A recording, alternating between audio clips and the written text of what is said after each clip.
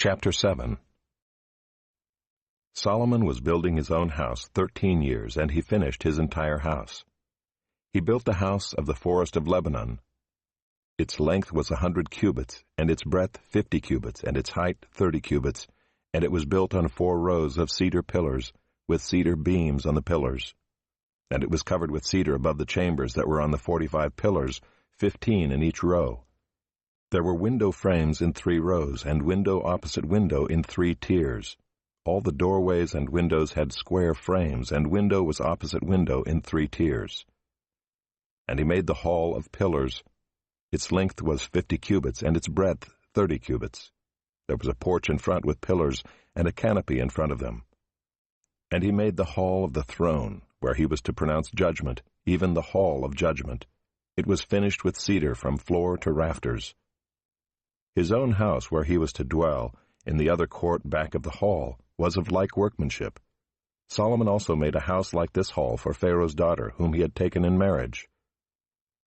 All these were made of costly stones, cut according to measure, sawed with saws, back and front, even from the foundation to the coping, and from the outside to the great court.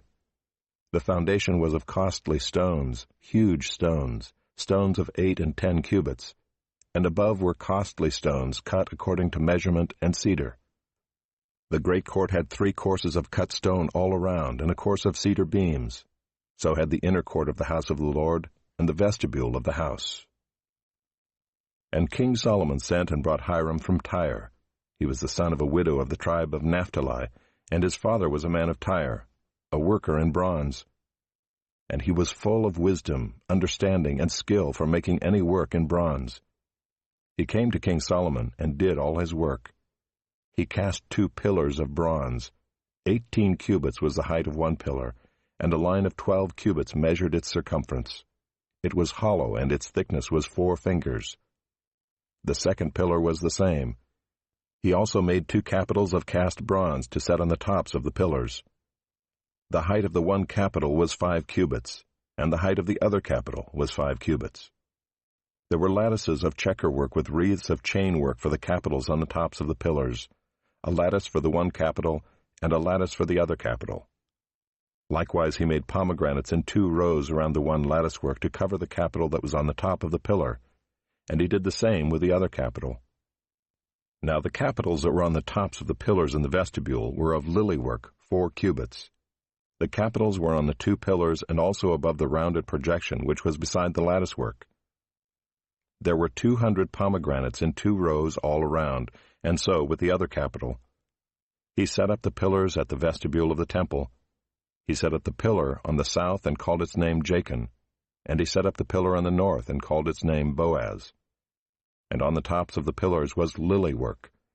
Thus the work of the pillars was finished. Then he made the sea of cast metal. It was round, 10 cubits from brim to brim, and 5 cubits high, and a line of 30 cubits measured its circumference. Under its brim were gourds for 10 cubits, compassing the sea all around. The gourds were in 2 rows, cast with it when it was cast.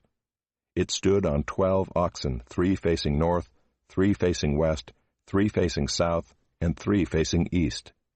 The sea was set on them, and all their rear parts were inward. Its thickness was a handbreadth, and its brim was made like the brim of a cup, like the flower of a lily. It held 2,000 baths. He also made the 10 stands of bronze.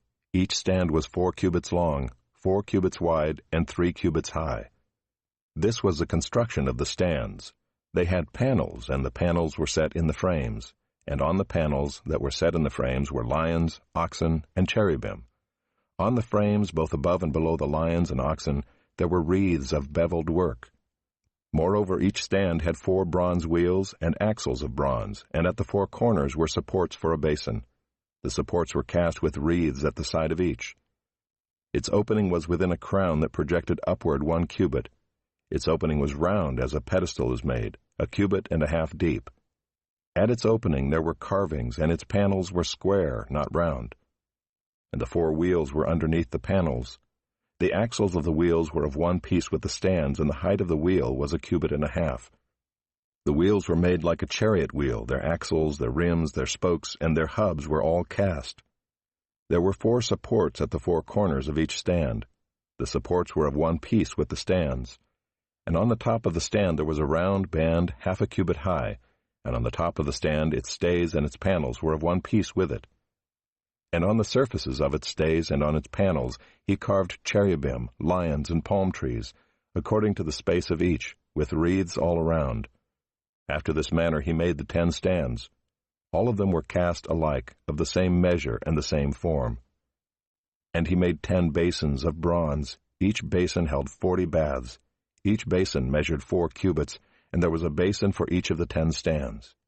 And he set the stands 5 on the south side of the house, and 5 on the north side of the house. And he set the sea at the southeast corner of the house.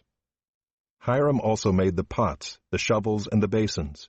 So Hiram finished all the work that he did for King Solomon on the house of the Lord, the 2 pillars, the 2 bowls of the capitals that were on the tops of the pillars, and the 2 lattice works to cover the 2 bowls of the capitals that were on the tops of the pillars, and the 400 pomegranates for the 2 lattice works, 2 rows of pomegranates for each lattice work, to cover the 2 bowls of the capitals that were on the pillars, the 10 stands and the 10 basins on the stands, and the 1 sea and the 12 oxen underneath the sea.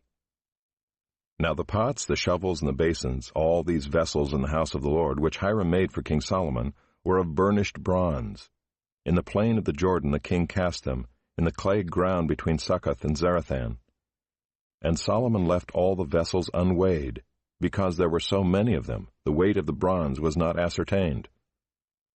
So Solomon made all the vessels that were in the house of the Lord, the golden altar, the golden table for the bread of the presence, the lampstands of pure gold, 5 on the south side and 5 on the north, before the inner sanctuary, the flowers, the lamps, and the tongs of gold, the cups, snuffers, basins, dishes for incense, and fire pans of pure gold, and the sockets of gold for the doors of the innermost part of the house, the most holy place, and for the doors of the nave of the temple.